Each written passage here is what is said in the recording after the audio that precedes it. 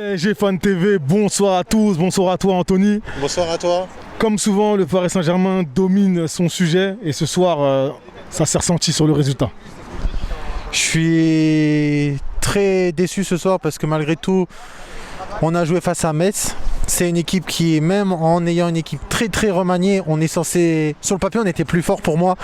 Et ce soir, on avait une prestation lamentable. Pour moi, la plupart des joueurs, c'est des flops ce soir. On a vu... À quoi c'est dû selon toi? Je sais pas, on est cramé, on est à la 3e journée de championnat et on est cramé. Après oui, il y a des facteurs X, Mbappé il est pas là, Marquinhos et Navas reviennent à peine du Covid. On a les suspensions de Paredes et Neymar, donc c'est des facteurs X au niveau de l'effectif. Mais ce soir, on a quand même vu une prestation hauteuse de nos joueurs. À la fin de match, on s'est fait très peur. Si Presco il ne met pas le pied, Metz peut ouvrir le score 3 minutes avant le but de Draxler. On n'a pas l'habitude de voir ça. Ils étaient quand même à 11 contre 9. Ouais, du coup, avec la sortie de Bernat sur blessure, on était à 9. Mais même à 11, avant le carton rouge de Diallo à la 65e, on défendait sans défendre. On avait l'impression j'avais l'impression qu'on gagnait le match 3-4-0 et qu'on voulait gérer. Et ce soir, tu fais que 2 changements. C'est beaucoup trop peu, surtout quand tu sais que tu as le droit à 5 changements actuellement grâce au Covid. Mais qui tu ferais rentrer? Parce que moi j'ai l'impression qu'on manque d'efficacité et de réussite en ce début de saison. Et quand je regarde notre banc, je vois pas tellement de solutions.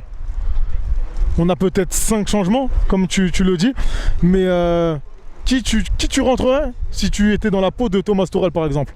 Ce soir, par exemple, j'essaie de faire rentrer Kalimundo. Je l'essaye, je lui laisse sa chance. Il est là. Pour le moment, c'est la doublure d'Icardi tant qu'on n'a pas de second neuf. T'as que lui que tu peux faire rentrer, fais-le rentrer. Moi, je suis sûr ce soir, Kalimundo, face à la défense de Metz, il n'est pas hauteux du tout.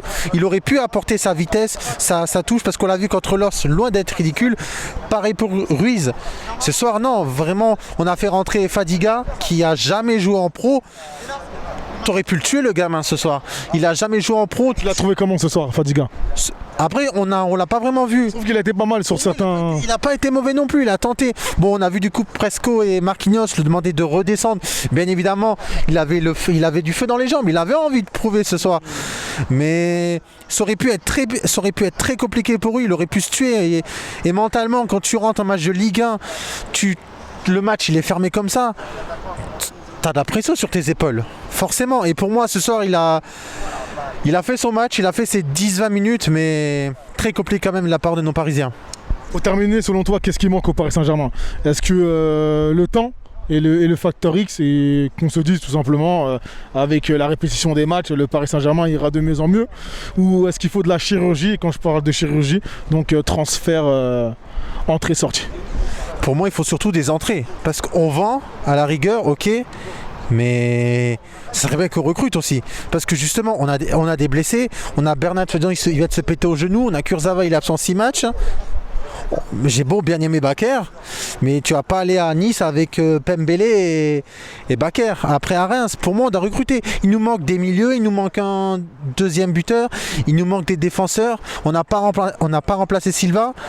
C'est très compliqué. Pour moi, ce soir, le milieu, les 0. Gana, j'ai envie de lui faire confiance, mais même si ce soir, il n'a pas été mauvais malgré tout, ce soir, pour moi, il est cramé physiquement, il est cramé depuis longtemps. Draxler, même s'il marque son but, il est horrible. Il n'y a que son but qui le sauve. Et pour moi aussi, Tourelle, non, j'y arrive plus. Je l'ai soutenu, mais là, ce soir, non. En 2 matchs, tu n'y arrives plus. En 2 matchs. Le problème, c'est pas 2 matchs, c'est la saison. J'ai l'impression que le Final 8, il a un peu caché pour Tourelle les mauvaises prestations qu'on fait en Ligue 1. Les changements tardifs. J'ai l'impression qu'en fait Tourelle il y est plus. Il s'en fout en fait. J'ai l'impression qu'il veut pas se faire.